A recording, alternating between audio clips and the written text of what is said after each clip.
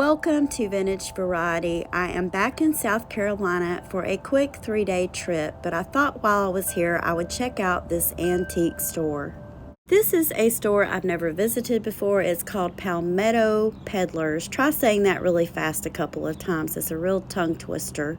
Thought I'd bring you guys along with me. Let's go in together and have a look around.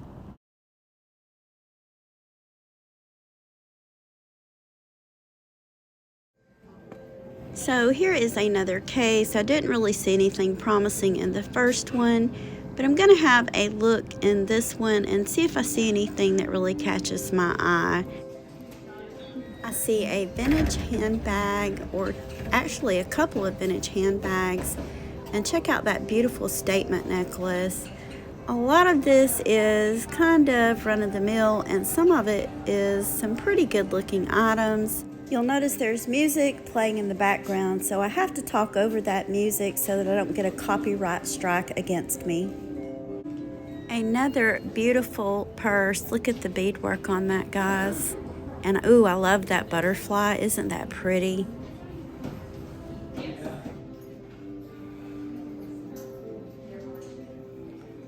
They really have a lot of vintage and antique purses in this store. Look at all of these in this case.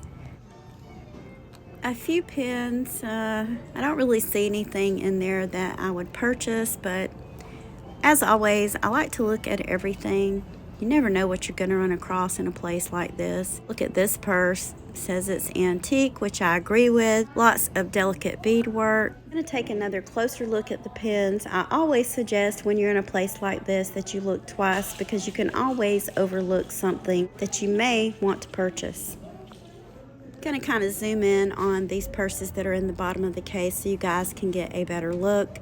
Some of them are vintage and some of them are antique.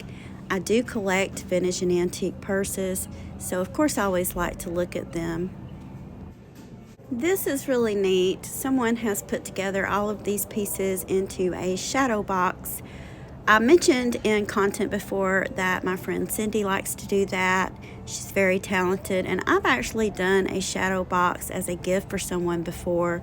If I can find the photo, I will insert it so you guys can see that. This is a picture of a shadow box that I gifted to a friend at her retirement party.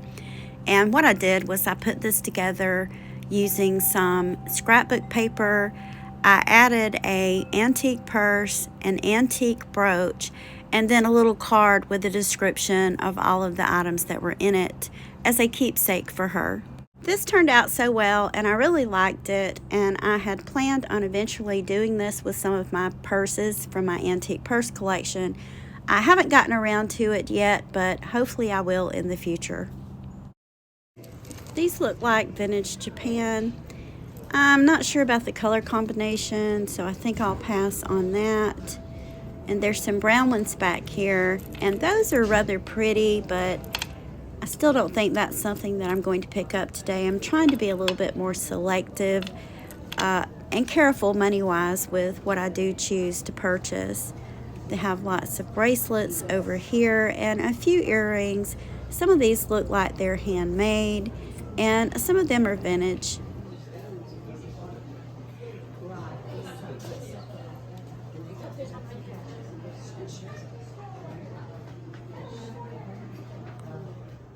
This is interesting. This is by Jane Yu, it says. Perhaps that's the artist that hand painted it. It's obviously vintage, possibly even an antique. I'm not sure because I've never ran across one of these before. I just love old hats. I think it's a pity that it went out of style for ladies to wear hats like these. Another jewelry case. I really like that pin with the green stones in it. Lots of things in here to look at. Some of the prices on these items are pretty expensive for what they are, but you never know when you're in a place like this. If you look carefully, often you will run across something that's decently priced and is worth the money.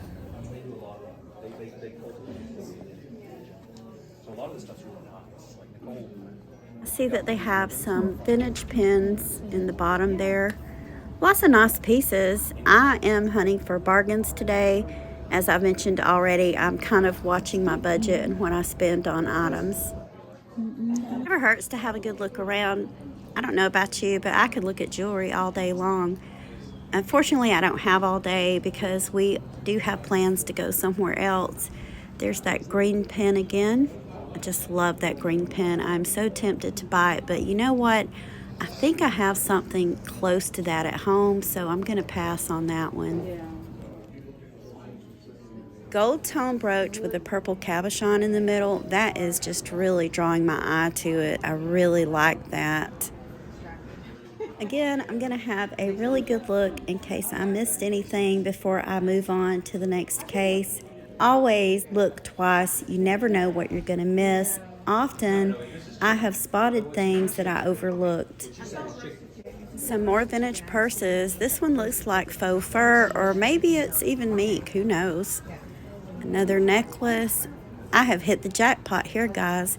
All of these items are very reasonably priced, so I'm going to have a really good look through them and see if there's anything hanging up that I really like.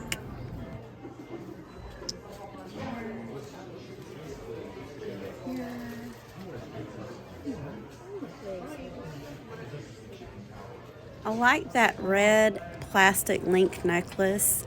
That looks a lot like Iris Apfel. I think that's really pretty. I love things like that.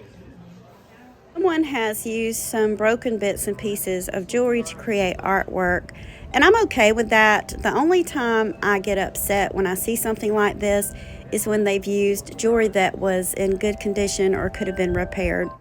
A broken china necklace. I think broken china jewelry is so pretty. This looks like some handmade pieces.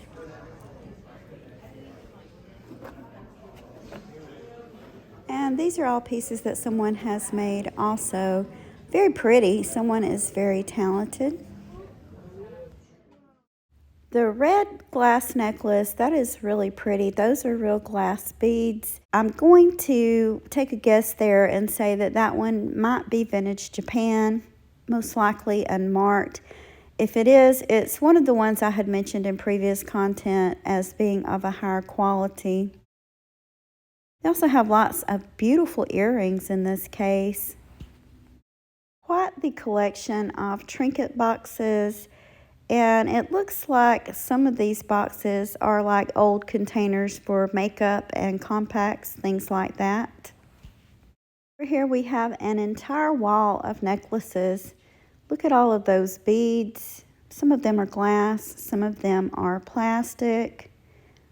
I'll have to take a really good look at these and see if there's anything hanging up here that I like that will fit into my budget. I think I'm going to take another look at these trinket boxes and see what all they have. Some of them are compacts, and I just wanted to get a little bit of a better view. This looks like it would have had some kind of cream. No, it says it's a pill box. Not a bad price. It looks like it's made out of mother of pearl, or it might just be some kind of plastic. And then here is another one done in clear plastic. This one has pretty little mother of pearl beads on the top of it. I like all of these, but I don't really see anything that I'm going to purchase today. Go back. I've got to have another look at this red necklace. They want $24 for this. I also have a couple of grab bags. I overlooked these earlier. Don't really see anything in here worth buying. I see that they have some faux coral in this one. Lots of pieces that it says it's real stone, but I think they're just broken or damaged pieces. This would be great for someone that makes jewelry, or if you wanted pieces to repurpose or repair. They have quite a few bracelets in this tray. I see one that says it is onyx. Some of these look like they probably have real stones in them. I like this one. Isn't that pretty? Looks like faux turquoise and some tiger's eye maybe.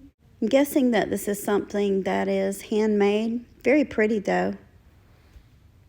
And this looks like one of those memory bracelets, has little beads on it. I think some of these are probably handmade and some of them are not. It's really hard to look at some of this stuff and try to record at the same time, so I want to get a closer look at these beaded necklaces to see if there's anything in there that I like. Look at these guys. Some of these are really pretty. Wow, look at that. I like that one. So there's lots to choose from in this store. Another case, and this one has a lot of cameos in it. I've already spotted a few I wouldn't mind purchasing. Some of them are similar to cameos that I already own. I'm going to get a really good look at this because I do love to collect cameos. Some more pieces, and this is in the same case. I see a few pieces in here that are really nice. Look at all those rings. Wow, that is a really good selection. Back to look at the cameos one more time. My daughter is also here with me, and she loves cameo jewelry, so definitely going to have a good look and see if there's something that she would like to have. That about does it for this antique store. I did pick out quite a few things, and I will be showing those at the end of this content. This is not the first item that I picked up while I was in that thrift store. They had quite a few stick pins, and I looked at all of them, but this was the one that really caught my eye. I do have a small collection of stick pins, and there was just something about this little gold tone bird that I really did like. So I decided to pick that up. This one's not plated. It does have a little bit of wear on the pin. That just tells me that it was well loved and well worn. Another great thing about this is a lot of times when you run across vintage stick pins, they will be missing the end piece. This one was not missing one, so I decided to go ahead and pick it up. You guys will remember that I really had my eye on that big, beautiful green pin. I didn't pick that up. It didn't really fit in my budget, but a little while later, as I was browsing, I ran across this one. This is a beautiful, deep, aqua-ish blue color. And I thought, you know what, this one does fit in my budget. I also really liked how it has the sawtooth settings around the stones.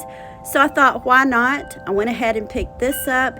It's unsigned, but I think it's absolutely gorgeous and will be a great addition to my collection if it's something that I decide to keep. If I do not decide to keep it, it will probably be in my upcoming subscriber appreciation sale. When I spotted these beautiful domed clip-on earrings, the first thought that went through my mind was those are St. John. I picked them up, took a really good look at them. They are not St. John, but they look almost identical to a pair of earrings that St. John did. In fact, they could probably pass for St. John. You can see on the back they are clip-ons and they are not signed, but they're absolutely gorgeous. I love the black and gold together with the rhinestones. They have all of this beautiful enamel work. The only thing that I saw wrong with this, I think they're missing about 3 rhinestones to be exact.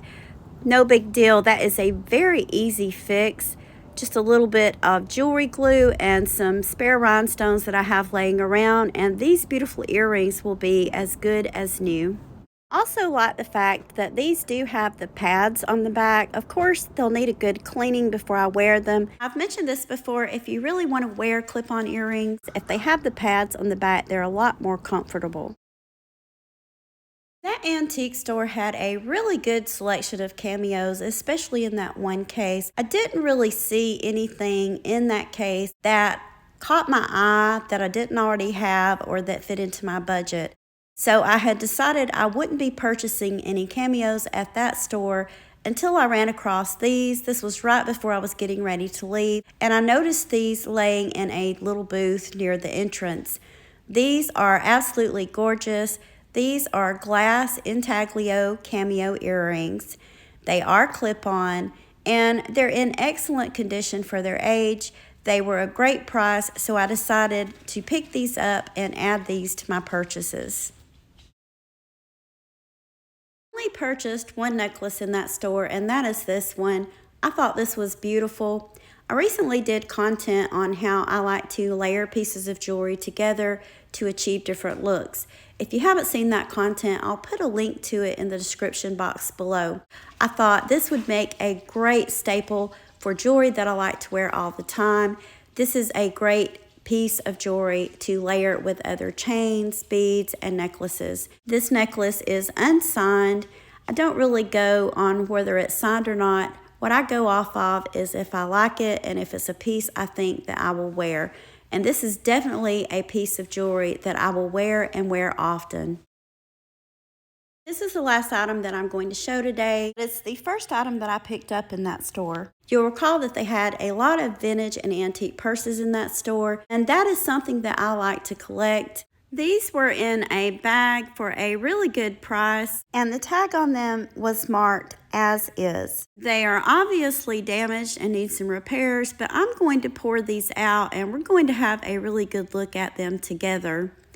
As you can see, there's already some loose beads that are falling out of the bag. Judging by the color, those beads probably came off of this little purse. On the front of it here, you can see where the fabric is starting to shred. It's become really threadbare. It has a hole in it here, probably from age. Someone has added this little piece onto it. I'm going to leave that on there for now. I think it really gives it character. A lot of the beads are continuing to fall off of this. Let's flip it around and have a look at the other side. Oh, this side is just beautiful, guys. Look at this. This side is definitely in much better shape than the other side of this bag. Have a really good look at the inside and see what kind of condition that it's in. Amazingly, it's in really good condition compared to the outside. Often the insides of these old purses will be disintegrated. Looks like they have stored some of the loose beads that have fallen off of this bag down in the inside. And this must have been the original price tag that they had on this bag. So they originally wanted $27.50 for it, and I paid less than that for both of these. I got this thinking that perhaps I could repair it because I realized it was going to need some work done on it. I don't think that I have the skills or even the materials that are required to repair this bag. Probably stitch the loose beads back on it, but it looks like it's going to continue to lose beads. You guys did see the shadow box that I had done for a friend. I think that this little bag would be perfect for that. Putting it in a shadow box would most likely help preserve it, and it would make a beautiful display piece. Notice the beautiful pale green color in the stitching of this bag. I think doing a shadow box with a beautiful pale green background to kind of make that color pop would be really pretty. So if I do get around to doing that, I will definitely post something to let you guys see the result of it. You guys definitely let me know in the comments what you would do. Would you try or attempt to restore this bag? Or would you put it in a shadow box to hopefully preserve it and use it as an item to display? This is the second purse that was in that bag, and it's also in really bad condition. You can see it has all this beautiful beadwork, but all of that has started falling off, especially up close to where the frame of the bag is.